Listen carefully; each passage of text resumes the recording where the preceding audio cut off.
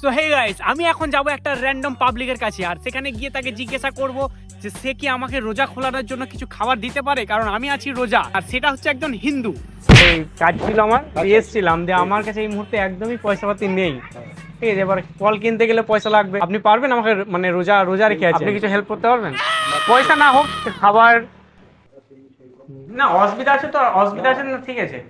যদি আপনার অসুবিধা আছে তাহলে থাক রাখা, হ্যাঁ, মানে যদি মনে হয় যে না আপনার হ্যাঁ অসুবিধা নেই তো, মন থেকে দিচ্ছেন তো না এরকম টাইপের। তো আমি চেক করছিলাম যে যদি কেউ রোজা রেখে আপনার কাছে আসে তো তাকে কি আপনি কিছু দিতে পারবেন কি না, আমি এটাই চেক করছিলাম। আপনি এটাতে আমার খুশি দেখাবেন, কারণ আমি এখনই রোজা খোলার জন্য আমি কিছু সামান কিনেছিলাম, আমি ওখান থেকে কিছু কিনেছিলাম, দিয়ে রাস্তায় যাচ্ছিলাম, ভাবলাম আপনাকে একবার চেক করি যে আপনি তো হিন্দু, আমি তো মুসলিম, যে আপনি এটাই, এই কথাটা খুব ভালো একটা কথা বললে যে ভাই ভাই, খুব ভালো লাগলো। মুসলিম হোক এই যে কোন তো একই আছে, একদম একদম একই শব্দ।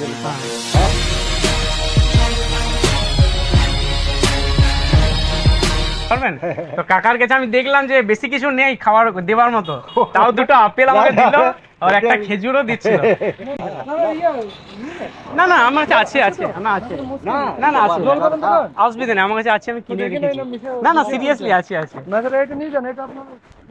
আছে, টাইম হয়ে এসছে, আসছি, হ্যাঁ ঠিক ঠিক ঠিক, খুব ভালো লাগে। আপনি ওটা